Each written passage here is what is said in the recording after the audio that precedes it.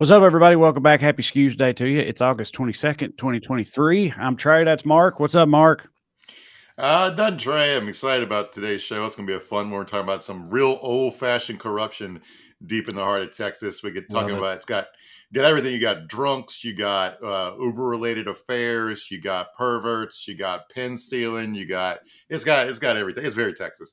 Um, Yeah, it's very old school. I actually did. I'm sure you know all about it, but I didn't know until I did a Patreon episode on him about like LBJ, like straight up like buying elections and tech, like through intimidation and bribery and stuff like uh-huh. that. And it's like a documented fact, like when he was, coming up in Texas politics or whatever. So they got a long, and I mean, I'm sure every state probably has a long and storied history of that, but Mhm. Texas truly shines. So Machine politics, baby. Back when America worked. A couple of things we get to the show. Happy birthday to my wife. I'm taking her a Thai food to her axe throwing league later as a present. That's what she wanted. So That's that's what I'm lovely. I doing. just ordered my son's Thai food tonight, so it's a Thai food Tuesday, baby. Yeah, Nice. happy birthday, Aaron. Katie left for Tennessee for like 10 days this morning because Mhm. she's doing work on the house I grew up in because we're like trying to like sell it or whatever. So like I'm at home with the kids while she's like, ripping out insulation and putting up drywall and stuff because that's how our relationship works. But anyway,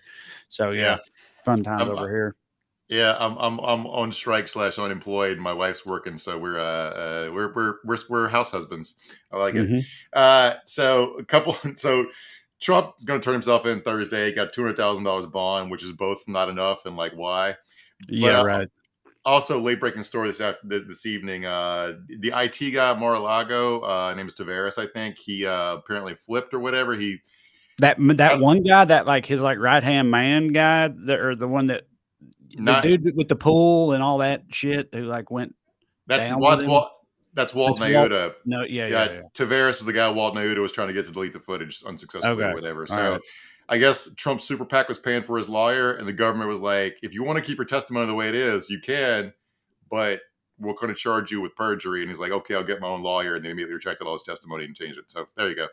That's your Trump update for the day. I was laughing before we got on because I saw this story, medieval times, and their ever going a long going struggle against their one a restaurant that's trying to unionize is Yeah. when it might be get dinged for unfair labor practices. And one of the things they were doing is they tried to get the union's TikTok account banned. Mhm. And that's so funny to me because you imagine you're the lawyer for medieval times. The boss comes in and it's like, we gotta stop. The songs on TikTok are radicalizing the proletariat as the Green Right. Knight sings about wage Yeah, I slavery. was about to say, yeah, like trying to get rid of the bard. Like they got a bard on TikTok or whatever. You got like a magistrate that you're Yeah, making your case to. It's a barrister. This guy's a barrister with like a powdered wig and all that stuff. Represent medieval time. They should do that. I mean, why not? yeah. Like that. Just like keep everything the same about what they're going for, but just old timey it up, even in the courtroom or whatever. I feel like that would endear people to them further. Yeah, like if the execs do get dinged for unfair labor, like the National Labor Review Board should like put them in stocks and tar and feather Yeah, them and shit. That yeah. would hit Throw me. tomatoes at them. Hmm. Yeah. So, also your home state, Tennessee's at it again. Bill Lee called a special session about gun control, I guess, because the typical Republican evolution on any issue is you're personally touched by it. So I guess he had two friends, the Covenant School, who got shot. So now he's like maybe for a little more gun control. And the Tennessee Three are also all about to get kicked out again because they keep getting their mics cut off for trying to get. It's just Yeah. like just same Something movie over and happened over in, again. like, the house there today, right? Or something. But Yeah, I don't know the details of it. they made the debate rules you can't hold up signs. So literally, if the Covenant School parents held up an 8 by 11 sheet of paper that said gun reform, please, they could get kicked out of the gallery. It's like that restrictive. They like the Tennessee State Troopers cleared out. It's all very like just they're doing the same shit that got everybody pissed off again the first time, and I don't know why we're doing this all over again, but. Melissa Joan Hart gave a rousing speech yesterday about gun control in Nashville. She's been a long time Republican, so but she's also involved with Mom's Demand because Melissa Joan Hart, Mhm. the, Yeah. Clarissa, she Yeah. got up and explained it all, and She explained it all. explained it Yeah. all to the Tennessee House and she's a hardcore Republican. I didn't know any of that. She's one She that pops got in my head every now and then, like, whatever happened to her? But I didn't think that would be the answer, but okay. It wasn't to the house for the record, just like at a rally in Nashville. But yeah, she was like a Bob Dole supporter when she was on Sabrina the Teenage Witch. So she's been a long time Republican, but apparently Republican supports gun control. I want.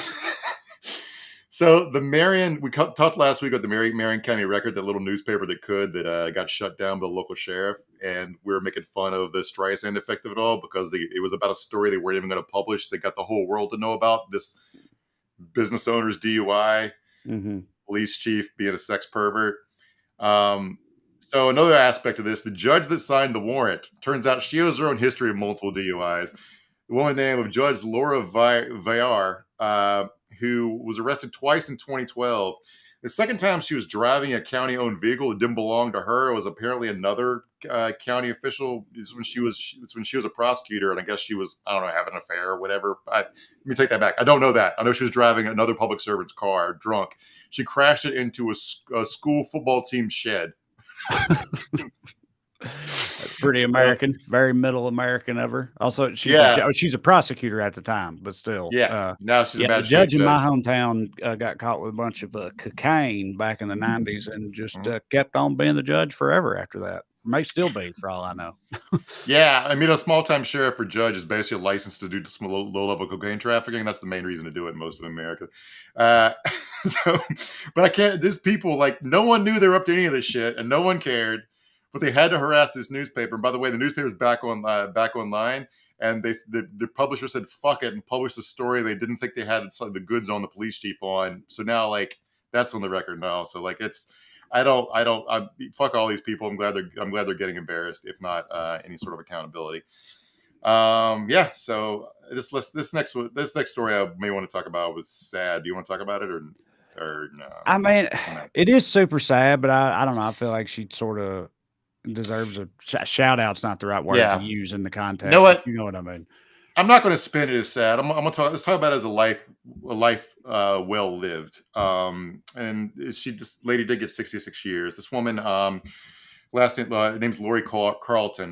She was shot and killed out here in California a couple days ago by this right wing psycho because she had a pride flag in the window of her store. She had a husband and 9 kids. We know it was a hate crime. The guy got killed by the cops a little bit later because he was shooting at sheriff's deputies, but he made a bunch of hateful statements about the pride flag before killing her. The asshole's name was Travis Ikaguchi.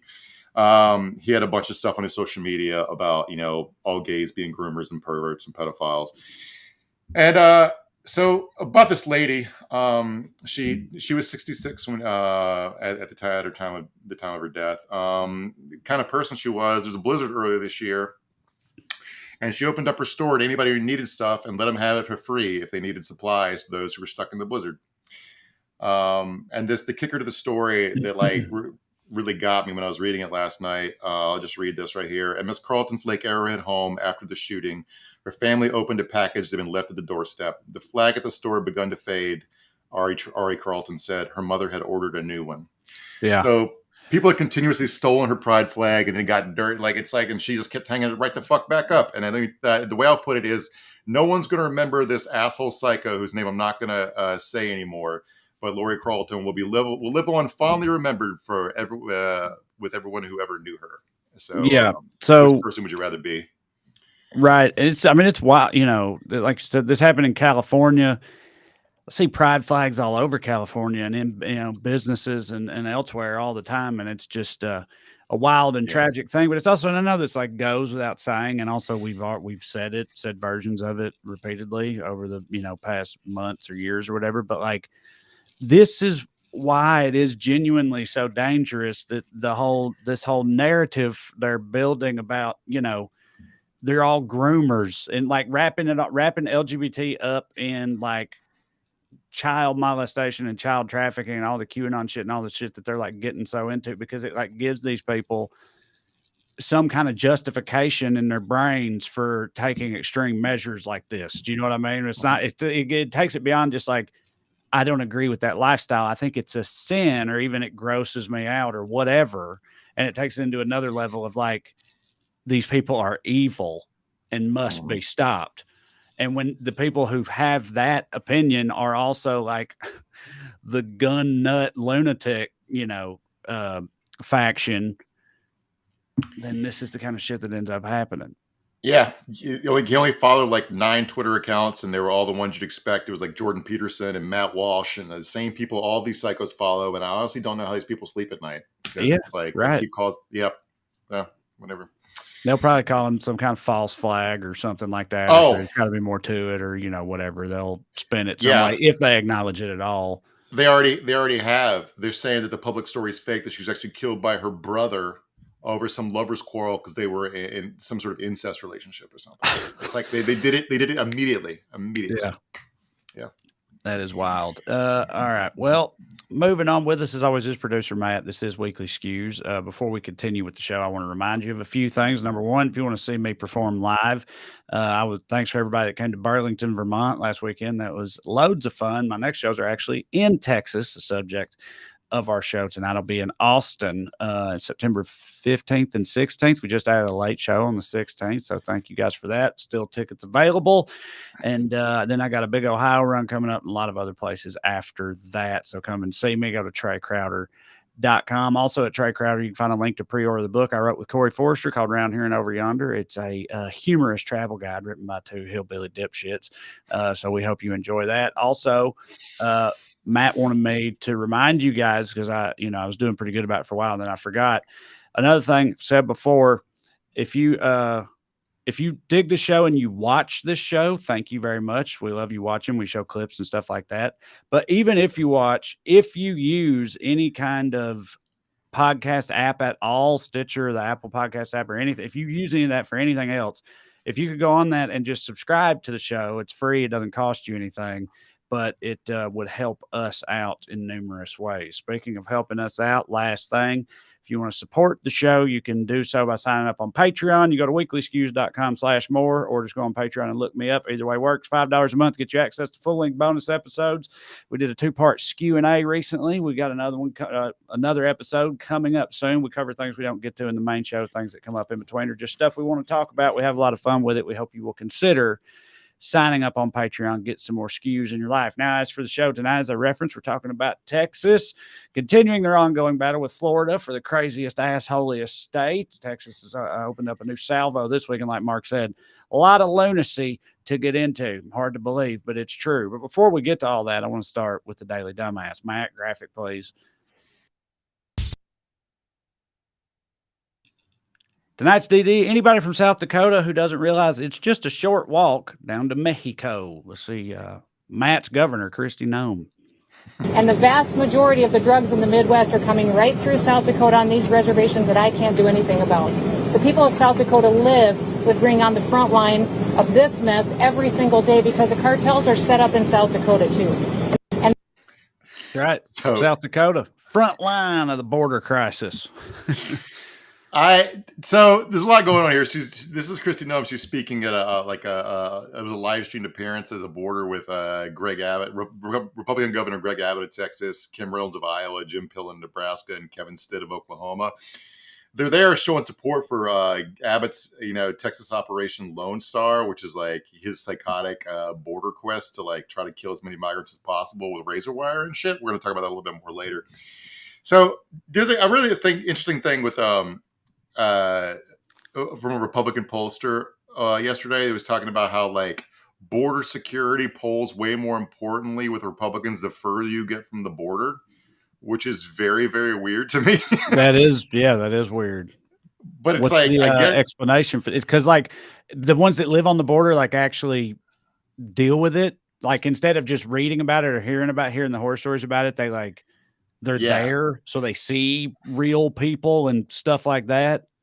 Like I guess it's sort of the same way with like rural people imagine big city crime and homelessness versus like me and you driving around LA or whatever. It's just like if you're familiar with it, it's just sort of an everyday problem. But if you're like if you're dealing with the cartoonish version of your imagination, then it's worse. But like so the stuff going on the border it's a big, complicated sort of mess. And what bugs me about this is there's no like actual real world grappling with how to like make it better for people who live there or the people who are crossing or the rest of us or anything. It's just like all this cartoonish shit. Like South Dakota does have like a problem with fentanyl and methamphetamine. But like we've talked about this before, but how fentanyl, the cartels have drones. All right.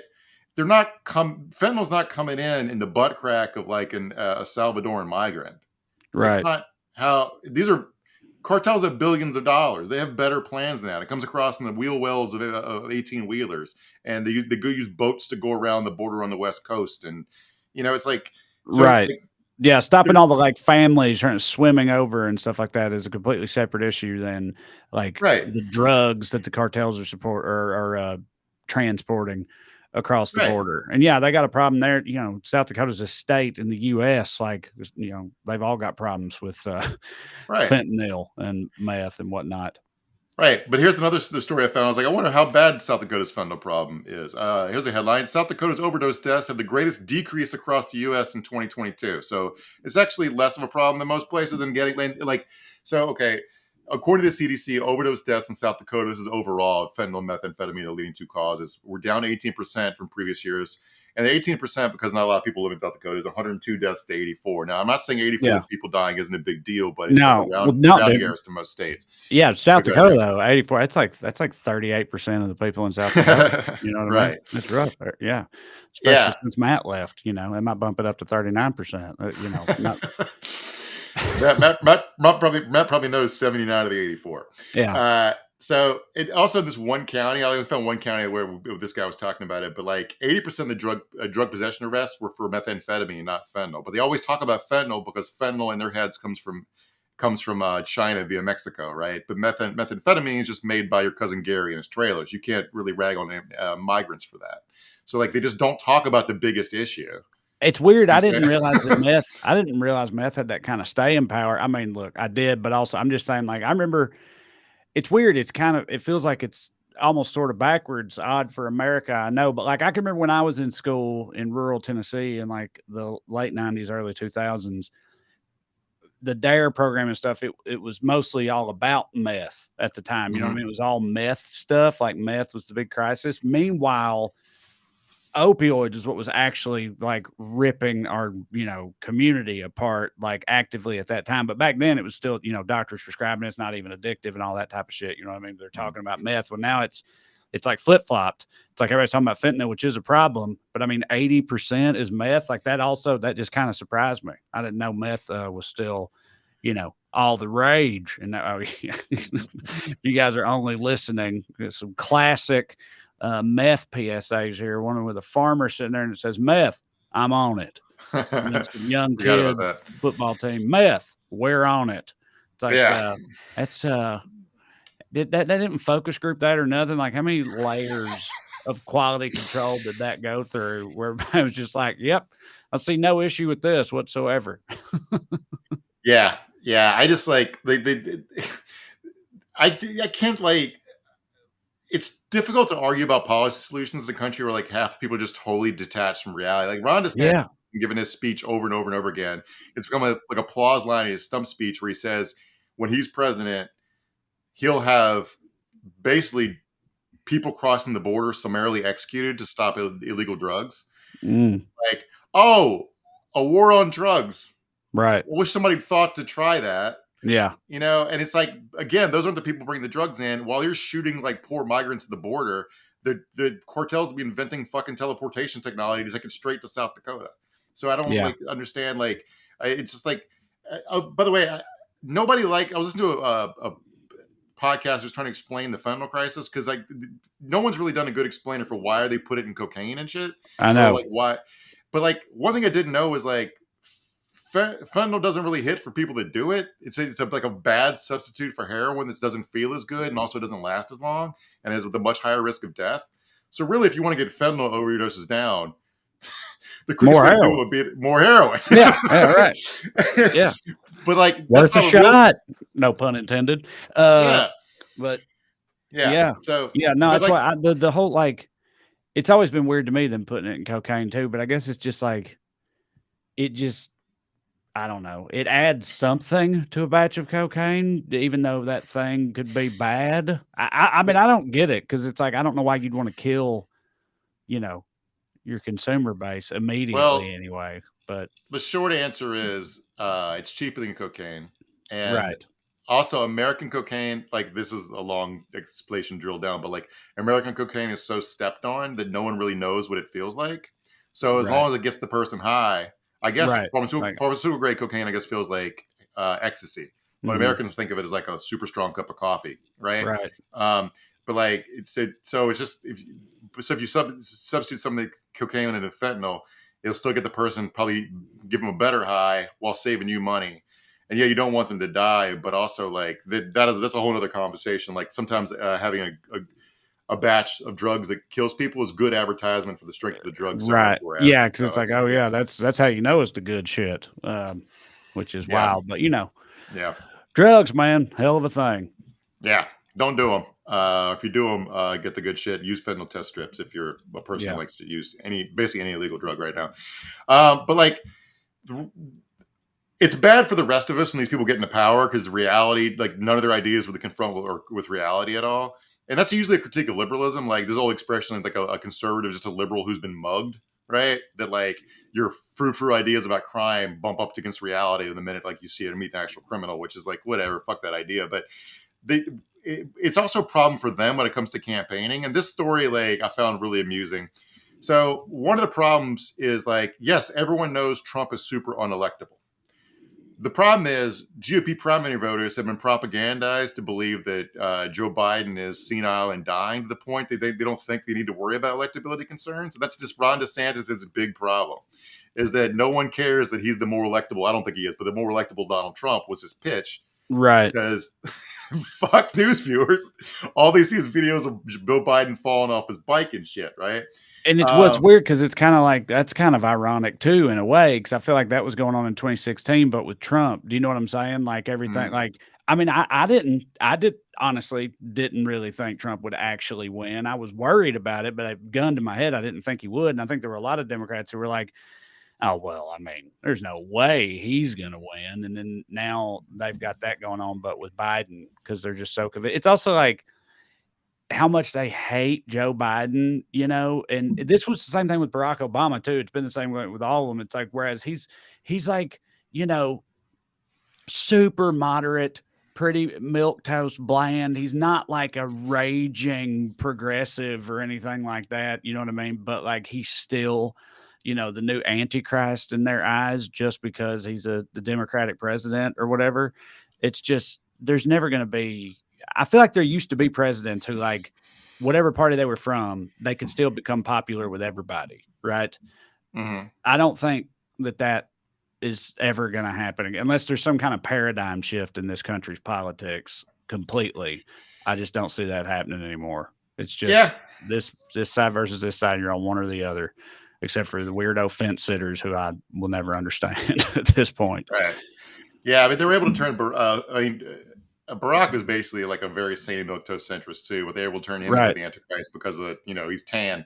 Yes. And his middle name's Hussein. But Right. like, it's a weird. It's always been a weird play with Biden. But like the thing is, like they're so like propagandized. Like this from this video. I'm worried we lost Matt because they put up the graphic in a little bit, so maybe we won't see this. But this video from the our Republican National Committee Research Twitter account sent out this video of Joe Biden in Hawaii yesterday, and they thought it was like bad. And Matt, if you have this video, if you're alive, if you could play it. Yeah, let's see if something's going on with Matt here. I can. Yeah, I see him in the dock. He's clicking around in the dock, so it'll be all right. Okay. Yeah, he was slipping on your graphics there, Mark. I don't know what's going on. All right. What's the boss's name? I said, how you doing, pal?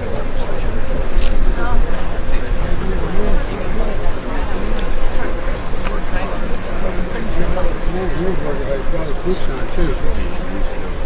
You guys catch the boots out here? That's some hot ground, man. All right. So Joe Biden's visiting the Maui disaster. If you listen to the podcast version, and he's talking to the first responders, and he notices one of the dogs they have there searching for, dead bodies and maybe survivors. He notices the dog has boots on because the dog's walking around the debris and the ground's high. So that's some hot ground there, and he pets the dog. And they're treating this like it's a fucking scandal. Like, it just shows don't. he has the dementia because he wanted to pet a dog for half a second.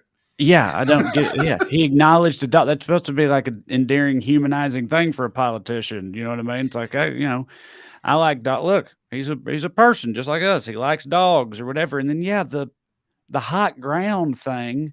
I mean, that's like a real problem with, so the dog had some kind of protection on his feet, right? Is what you're Right. saying? Right, because he needs it because it'll fuck his feet all up because the ground is super hot. So he sees that and says, "Yeah, there's some hot ground." Yeah. What He's is also rummaging around in smoldering debris. what is the problem with I don't know. that? But this is apparently a super big, like Biden's Maui response, which as far as I can tell has been textbook aggressive as far as you can do with it. Like, Hawaii is a very remote place on Earth. It's way far out there. It's one of the things that make it so pleasant to like visit. It's you're away from everything. And you took him like 6 hours to declare a federal emergency response, and like the Navy responded. And, like, it's like the governor of Hawaii and the mayor of Maui County both seem very happy with the disaster response. But like, they fabricated this thing where Joe Biden didn't say anything about it for 6 days, which he had. And he spoke about it in Utah like a day later. But then there's a thing that happened where some right-wing correspondent was doing the pool report, and he shouted a question and he didn't get an answer. And then he hired a lip reader to say that Joe Biden said no comment about the Maui. That's all the right-wing media has been reporting, is he no commented on Maui, as if the president's saying anything, does anything, as opposed to like actually responding. Whatever. He had said something anyway. But they're really, really mad about this dog thing. And if you want to see what it looks like, if you have this video clip of Judge Janine, Matt, play it. Talking about talking to a dog. Are you kidding me? This is a guy who goes to an inferno where 1,000 people and children are missing because they cannot get any idea. They have been so destroyed. There's no odontology reports. There's no fingerprints. There's no body frames. There's nothing. That's why they can't identify everyone. And he talks to a dog, and he talks about the fact that he almost lost a cat. Are you kidding me? He almost lost a cat. Jill and I know what it's like to lose. This guy has been lying from the moment he came on the political scene. He has a lack of empathy. He is egocentric. He's got a condescending smirk whenever anybody asks him a question from the press. He's lying and he's narcissistic. All right, you cut it back.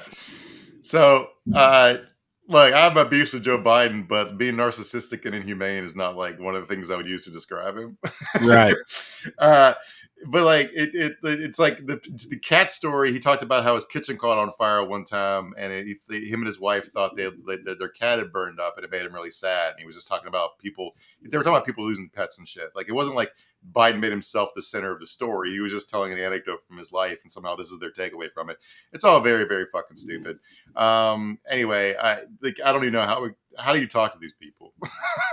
Right. What was he supposed to do as far as the dog goes? Get that fucking dog out of here. Get back to work. We got what's everybody doing here? Like, start cracking whips or something? You know what I mean? Like, we need to be saving people. We can't have dogs around.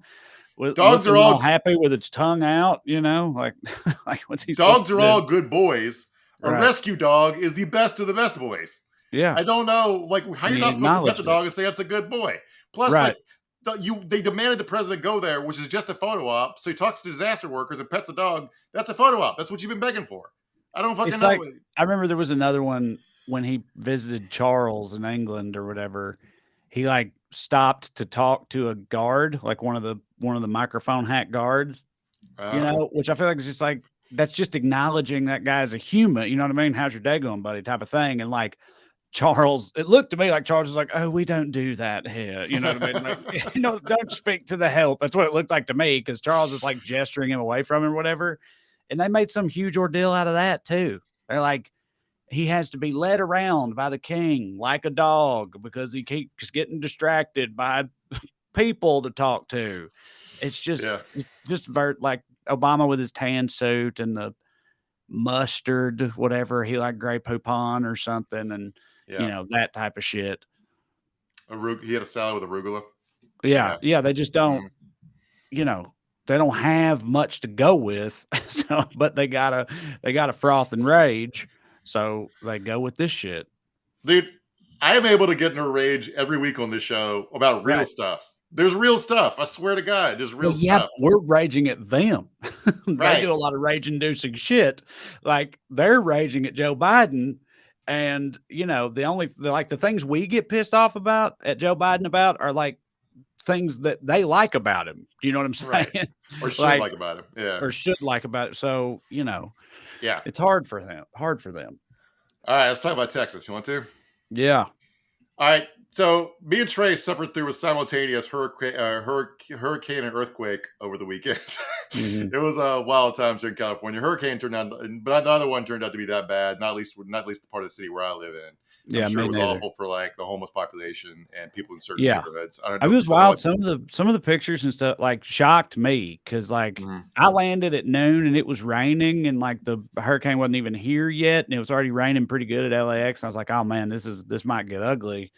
And then Katie drove me up to Burbank. I live in Burbank. You live in the valley, not far from me. And like, it didn't get very bad here at all the whole time. But so I was shocked when I saw some of the pictures, like that picture of Dodger Stadium looking like an island, like it's just surrounded by water, just sitting there. And like, you know, it looked like, you know, it got pretty rough. They had like knee-high floodwaters in Coachella Valley and stuff like that. But yeah, where we're at, it didn't really amount to too much, honestly, which, you know. No, Good it thing. wasn't as bad as anyone predicted, which wasn't that great for Governor Greg Abbott of Texas because he chose the first hurricane to hit Southern California since 1939 as an opportunity to target a busload of immigrants to ship here.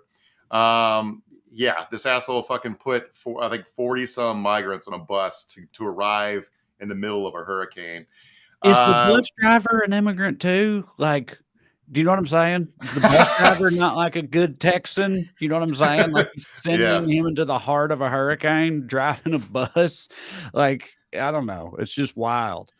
Yeah, it's like I see what you're saying. I mean, it's a funny way to put it because it's like, you guys draw straws to be the one good Texan to die making this stupid fucking point. Right. And this is the 9th bus he's sent here this year. In June, they had a bus arrive with 42 migrants, several of them kids. They'd spent 23 hours in a bus to get to LA when they sent them without any food or water and like didn't stop, of course, because they were afraid they're going to run off the bus. But like, what kind of fucking idiot thinks that we'll show the city of Los Angeles, we'll send them 42 immigrants? Right. For a bus load of 42 immigrants in Los Angeles is every fucking city bus. Right. Like, yeah. it's not, you're just torturing these people for nothing. There's no like, we can handle it. It's fine. They're already put up in fucking hotels and shit. And this is coming at the time where Kristi Noem was speaking earlier, that big border crackdown, talking about how like immigration is a much more salient issue for Republican voters the further you get from the border. On the actual border, Abbott's border response is losing support super rapidly, right? Because these are people who actually live there. They were people complaining about like this one woman was like she liked the idea of stopping the fact that a bunch like 10, 12 migrants a day would walk across her pecan farm, right? But in exchange, she's got a militarized border security force of hundreds of jackboots trampling her fucking pecan farm. Right. Like, fuck this shit. The other way was better. It's like, this is not a solution to the problem. They're talking about state troopers installing razor wire. And people are like, one guy, he owns like a Sea-Doo rental place on the river. And he was like, yeah, it was like, I thought it was a problem when migrants were coming across while we're doing my boat tours and shit. But like, also like, he was horrified that like 2 people were brought to the hospital because of razor wire cuts they got on his section of the river. He's like, I don't want this. Yeah, right. I mean, he's like, yeah, he takes people out on that river, you know, for aquatic leisure. And now he's got to deal with like a razor wire obstacle course or whatever. I'm sure he's not super into that. You know, if it happens like a good God-fearing Texan, he's going to get sued or whatever for some shit Greg Abbott did. And you just got like, you know, lethal detritus, whatever, you know, strewn all around your like place of business now. It's got to be a huge pain in the ass. Yeah, it's just like, this is just so like, even the Texas Department of Public Safety and Customs and Border Patrol has pushed back on Abbott's approach. When Border Patrol is like, this is getting too psycho, it's fucking too psycho. Yeah, like multiple people they drowned live in the river. That shit. Right, because these the buoys have like saw blades in between them so you can't come across the fucking buoys. Multiple people have drowned. There was an island in the middle of the Rio Grande that they bulldozed so people couldn't rest on it, so they would be more likely to drown trying to swim across it if the flow is heavy. It's like, this is not, I don't know what the solution is. This ain't it, right? But Greg Abbott isn't even the main scumbag we wanted to talk about today. We're talking about Ken Paxton.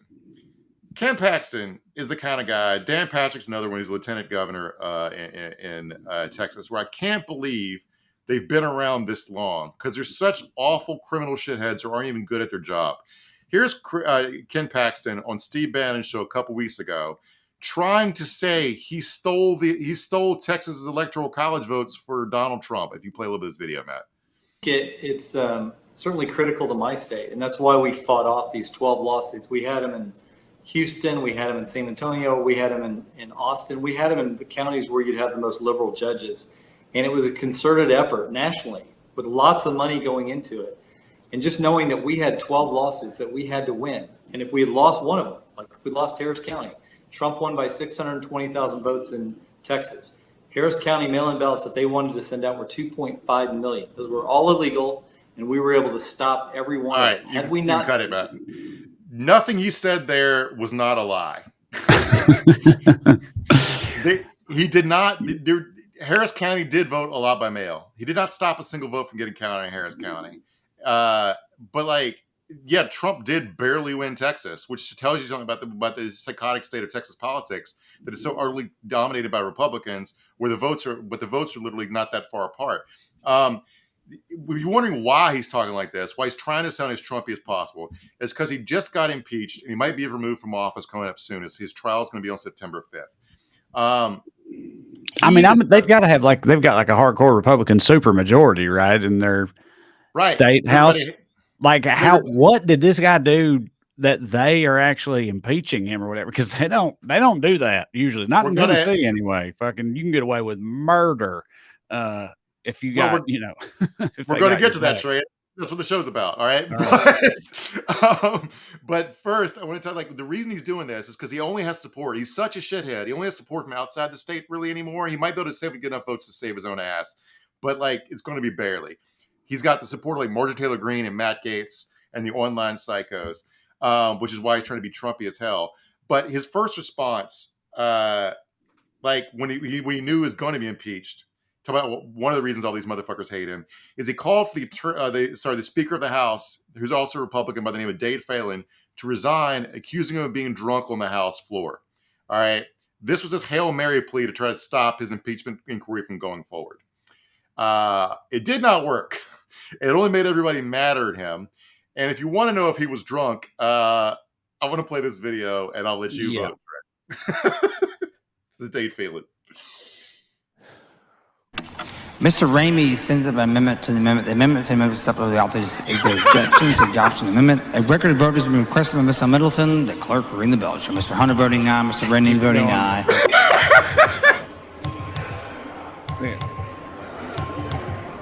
Show Ms. Johnson Harris voting aye. All right, you got it, man. Wow, wait. Hold on. I like the hammer part. Okay, great. If you guys are only listening, I'm sorry, but yeah. Mr. Hunter voting aye. Yeah. Have all members voted? There'll be 90 ayes and 40 nays. Like his gavel there or whatever. Yeah, that hit. He seems pretty hammered to me. Like, no pun intended. Again. Yeah. So there's two possible takeaways Paxton, here. But like, if his whole thing's like, I think this dude is drunk, then like, I don't know. I kind of also think this dude is drunk. He's hella drunk, but like, there's one, like, two takeaways here. One, he's so under the influence, he's being fooled into think that Ken Paxton's corrupt. Or two, even a fucking drunken asshole can think that Ken Paxton is fucking corrupt, right? But I'm going to quote here from a Texas politics writer by the name of C.D. Hooks. Being drunk on the House floor, if he was, is the legislative equivalent of a Class Lee misdemeanor in Texas. In the House, where members often work multiple 18-hour days back to back, lawmakers drink, which Paxton knows because he has served there for a decade. So basically, it's like, this is Texas. Everybody's drunk all the time. Yeah, we're all drinking whiskey. We shoot through the ceiling. It's Texas. It's just a little different. It's like a saloon in the state house. Yeah. So his fight with the House has been pretty funny. Again, this is Republican dominated. So this is an inter-Republican fucking scandal or fight. Ken Paxton's repeatedly said they don't have any evidence to impeach him. So they weren't going to release any evidence ahead of the impeachment, but he made the House so mad, they said, fuck it, and dropped 4,000 pages of evidence. All right. The bulk of it's about, it's a lot of details about Paxton misused his office to help his friend named Nate Paul, who's an Austin real estate investor and campaign donor, who was being investigated by federal authorities as his businesses were floundering. Basically, Paxton said, you can't impeach me because you're drunk. And the drunk said, fuck you, I'm impeaching you. And they said, you don't have any evidence. Said, fuck you, here's 4,000 pages of evidence. We got you dead to rights. This is all deeply personal. These are all personal beefs, which adds to the intrigue here, because you're never going to be aware of all of them. But like among these allegations, they include stuff that he used a burner phone and secret email accounts and a fake Uber name to hide his relationship with Nate Paul and his own mistress. If you want to let's talk about Nate Paul for a second and what Paxton actually accused of doing. He forced his staff to write a 1 a.m. legal opinion declaring foreclosure sales unsafe because of COVID, because the state was trying to foreclose on Nate Paul's properties, which is deeply funny because Ken Paxton was a COVID denier. Right. And the pause on foreclosures and evictions was not to help investors. It was to help people not lose their houses. Right. So his buddy is this big investor who is facing foreclosure on his faltering businesses. And then Paxton, who's a COVID denier, said that was unethical to foreclose on his buddy's businesses because of COVID. Yeah. He had 9 properties you're about to go into. This guy was a billionaire who got way underwater for whatever reason, I don't know, and somehow was doing improper shit with his money that got the feds interested. So, what Paxton tried to do was he tried to appoint a special prosecutor to target Paul's adversaries, including like the FBI agents who were investigating Paul. All I can tell, though, what Paxton got out of this was a $25,000 campaign donation, his house remodeled, a job for his mistress, and an Uber account that Paul paid for, which just seems like not a lot to try to go to prison for. Right. But maybe it was maybe it was a hell of a kitchen remodel. But being the Texas Attorney General and trying to investigate the FBI to defend one guy's financial shithittery is like really. Yeah. There's got to be there has to be something else to that. He's got to have some kind of like, I don't know. There's got to be some skeletons in some closets or something, or there's something going on with these two dudes for him to go to bat for him to that degree. Cause like you said, 25 grand or whatever, it doesn't seem like enough to risk it all, like just blatantly being corrupt in order to help your one rich friend out. You know what I mean? Like they've killed some whores together or something. I don't know. I wouldn't doubt it. But a lot of the testimony in the impeachment inquiry is like from people that used to work for Paxton. They're saying that like he was deeply envious of other people's financial situations and thought he deserved to be a lot richer. And it was basically like stuff like just basically that drove most of his behavior, that and having an affair with a younger woman. So Nate Paul, by the way, it was like a rags to riches story. And if you wonder why his like crimes are overlooked, one of his main investors when he started his $1 billion real estate fund was the pension fund for the Austin Police Department. So they couldn't afford to lose their money. So that's part of this. But so they quote here from an article about him. Walk through downtown Austin. It's rapidly developing nearby neighborhoods. It's impossible to miss the massive black banners draped over office buildings, warehouses, and bars. Another world-class project, reads one post of the metal siding of the Squad Industrial Building downtown. His company is called World Class, right? So that's another world-class project. Other banners just say, quote, DJ Khaled and say another one. So he's like a DJ Khaled fan who's turned that into his fucking real estate company. This is just, oh God, the weirdest people. Everybody's a cartoon, man. Always. Yeah. So Paul apparently, when his building, he had not, again, I mentioned he had 9 buildings getting foreclosed on, to make this look like a grassroots thing, like a bunch of poor people trying to stop poor people from getting evicted. He paid fake protesters to protest Nate Paul's buildings being foreclosed on, to try to make himself into a left-wing cause celeb. All right. These guys, oh God. All right, let's talk about the affair. All right. So he had Nate Paul, Paxton did, pay for an Uber account under an alias where he called himself Dave P. Paxton didn't even come up with a fake whole last name for himself. He just called Yeah. himself Dave P. He used it not just to hide the fact he was meeting with this, having an affair with this woman from his wife, but also to hide his meetings with Nate Paul. He paid for meetings for rides to meet with Paul. Also, like I said, he had Paul give his mistress a job. But like the thing is, like the why now part of this is interesting because Paxton, has been corrupt for like fucking decades. Let me read like a short list of stuff he's been doing. He's been doing. He was charged with securities fraud in 2015, and he still hasn't gone to trial for that because he keeps getting it delayed. Among other infractions, he took money from a company that benefited from a state contract that he invested in a property that his district that a local government would soon buy at markup.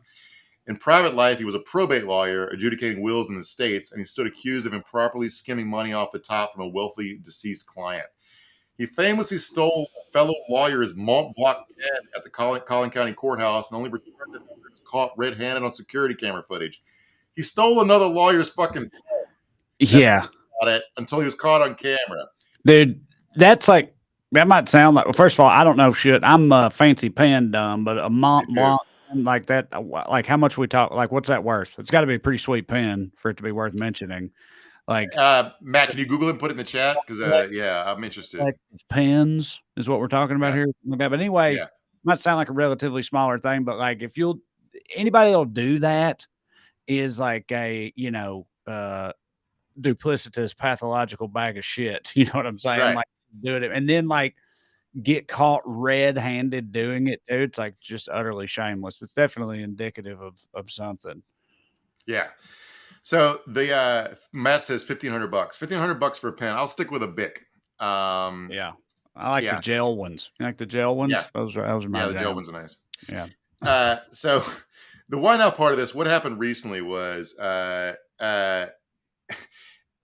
bunch of whistleblowers came forward about a bunch of corrupt shit going on in the Attorney General's office. Paxton illegally fired them. They sued him. He knew he was going to lose, so he settled for $3.3 million in taxpayer money, and then he asked the state lawmakers to pay for the settlement. So right, he's able to do that because this part confused me at first, but so he's able to do that because they're suing the office of the Attorney General. So the office of the office of the Attorney General settled for $3.3 million. Right. That's why, so that's taxpayer money. And so he goes to the state Congress. It's like, hey, I need $3.3 million, by the way. Because this fuck up I'm trying to cover up over here. Yeah, some hush money. Okay. So even though it's a trivial amount of money for the Texas state budget, they were like, this is fucking embarrassing. We're not going to do it. Pay it out of your own budget, stupid. You're not even actually doing any lawyer work. You're stealing money anyway. Use some of that $3.3 million. So they basically refused to pay it. And then the impeachment is the byproduct of that. So it's not they were even frustrated with all the years and years of corruption. They didn't want him to drag their name into it, is all they were asking for. And he couldn't even not do that. But the punchline to all this is that one of the state senators who will be sitting on his trial to decide he was removed from office is his wife, Angela Paxton, whose affair has been revealed, who he's been cheating on was revealed in this impeachment inquiry. Now, awkward. She would have had the opportunity to do the funniest fucking thing of all time, except the Senate voted that she should be recused from it because of her personal connection to the case, which is the opposite of what should happen. She has more information about what a shithead is than anybody else involved in this thing. Now, she might still would have been voted to impeach because this is one of those evangelical Christian families that stand by your man type thing. Yes. Yes. But like, because this lady, by the way, I can't really feel sorry for anybody involved in this. Like Angela Paxton, she's one of these super hard right pro-life people. Her and Ken co-founded one of those awful fraud mega churches outside of Dallas. She also, in February of 2019, she introduced a Senate bill which would have allowed her husband, again, who's the Attorney General, the power to issue exemption from securities regulations. Remember, he's literally still awaiting trial on securities fraud charges, and she's trying to give him the authority to do more securities fraud.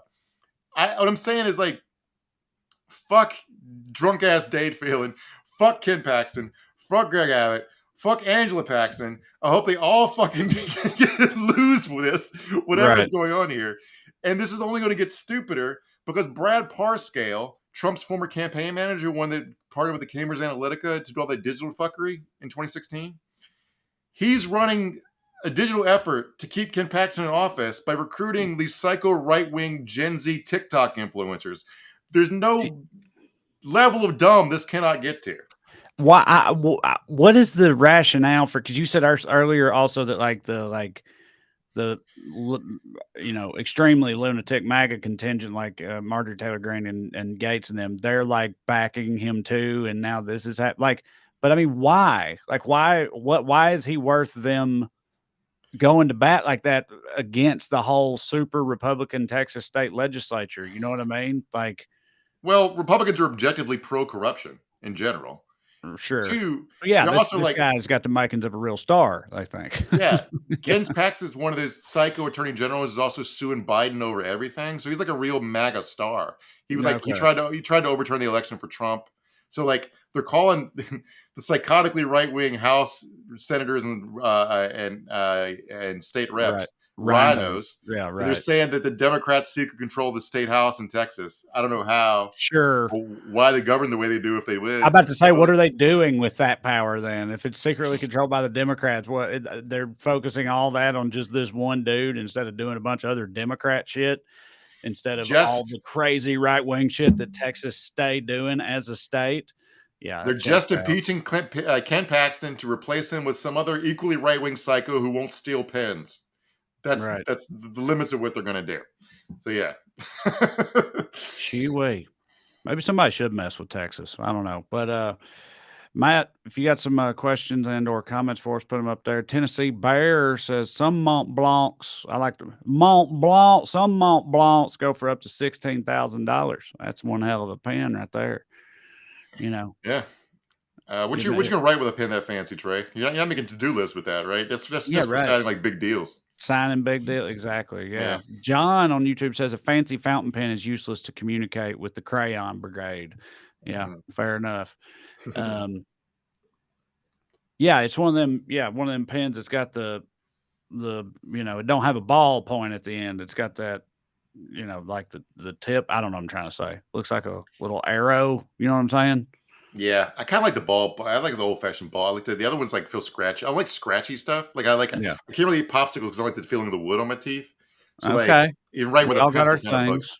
Yeah. Suzanne Smith says gel pens are da bomb. I like how you use da bomb because that's chronologically appropriate terminology for praising the big gel pens because big in the 90s. I don't know. Gel pens may still be out here killing it for all I know. I hope so because they were a good quality item. Wasn't expecting all the comments to be pen focused, but I'm fine with it. I'm here for it. Still going. Candace Weiss says Sharpies are my flex. Yeah. I've said, I was going to say I have terrible handwriting. I used to say I had the handwriting of a serial killer, but then I went to my hometown to clean out that house I was talking about earlier, found a bunch of papers I'd written as a high schooler and sent some pictures of it to you and Corey and Drew or whatever. And you guys started making fun of me for having like stupid girly handwriting. You said I write fancy, which really threw me for a loop. Mo RFD says, hit the like button. Thank you, Mo. Yes, everybody, please hit the like button. It helps apparently. But yeah, like, share, subscribe. Kim Cusado, a longtime skewer, says, is it true that the Georgia State House is changing the rules so they can remove Fonnie Willis from office for no damn reason? I know that one guy called for something, right? Like a Georgia State senator was like, I demand an investigation, impeachment, or whatever. But the last thing I saw about that was I didn't see anything about it recently. There was there was a move to try to do it a couple weeks ago, months ago, and then the most recent movement I saw is somebody tried to bring a court case to take it out of her jurisdiction, and they lost. I'm not sure. I mean, I'm not sure Fonnie Willis's case is going to be the most important one. And for the January 6th related federal one feels like the real deal. Although she's actually prosecuting other shitheads besides Trump, so that would hit for me that they all caught some charges. Yeah. And isn't she still? She's saying she's going to do it all at once. She was trying, but they're all making motions. Like Mark Meadows is trying to remove his to federal court, which is like I didn't know you could do this, but you can sometimes you can still move a state charge to federal court. But yeah, law dumb. So. Law dumb, as always. Okay is wonderful, says healthcare shootings, inflation, climate change. No, ink pens are the issue. This far, no further. Pilot G2 for the win. Pilot G2, that's the type of pen, right? I think he's saying you won't prize ink pen out of his cold dead hands. I think when I was in like school, there were rapid advances in pencil and pen technology. Like we got the mechanical pencil when I was a kid, and then we had those. Remember those pens where they had 4 different colors in one pen? I knew that's what you were gonna say. Yeah, I knew Whatever happened to those? Revolutionary. I don't know. I saw one at some point in the somewhat recent past. That they got like 8 or 9 colors on some of them now. Didn't even know you could have that many colors of ink. But yeah, God damn. So yeah, they're still out here working on it. Born too soon. Miss Anonymous 617 says a Fox host really said Biden let the hurricane hit California. I just can't with these people. I saw that clip. It was Kennedy, the former MTV VJ, and I think she was clearly joking. She was like, the hurricane came up from Mexico, so of course Biden let it in. And I was like, I don't mind being unfair to these people, but I was like, that's clearly tongue in cheek. Even though Kennedy sucks, I just think in that instance she was just making a joke. It was a joke about. I mean, it's but clearly, yeah, clearly all the gay sex out here is what caused the hurricane. Right? Well, we all know that. You know, that's pretty standard. Yeah, I don't know. What was the thing Trump when he was president? A hurricane and a Sharpie. Because we're talking Sharpies, we're talking hurricanes. You remember what I'm talking about?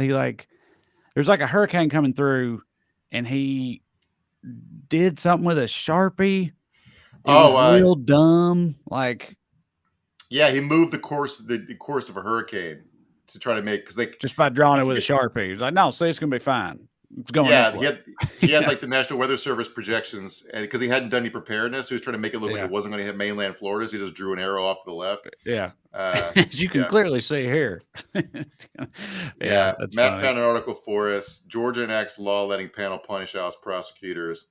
That's from May 5th. Yeah, so this happened. This was months ago. They technically like how DeSantis has been removing prosecutors.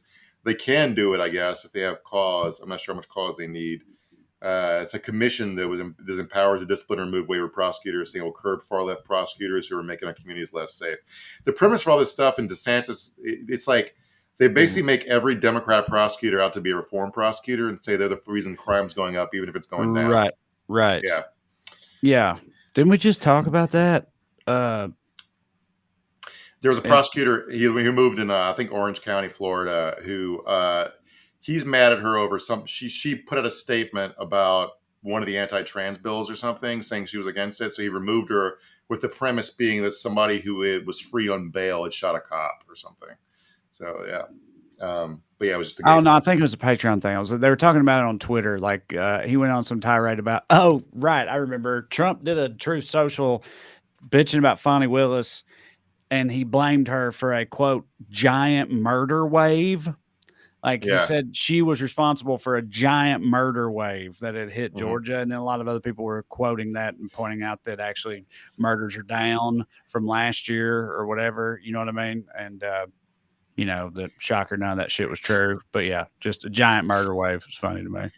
It's like, I like that people think that certainly murder rates respond to some stuff, but also that a prosecutor is the reason. Murder rates are also heavily influenced by how many people come home early from work and catch their spouse cheating, which I'm not sure the government can have any impact on.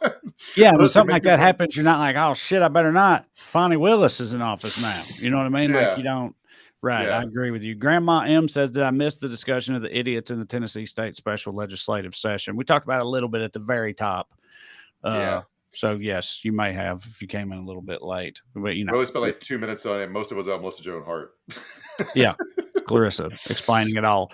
All right, listen, guys, thank you for being here. I want to real quick again go to TreyCrowder.com, get tickets to see me on my ever ongoing tour. Also, you can pre-order the book me and Corey wrote on there, Around Here and Over Yonder. Also, even if you just watch this show, if you would subscribe to it on your audio podcast platforms, that would hit for us. And lastly, you can sign up on Patreon, weeklyskews.com/more, or go on Patreon, look me up.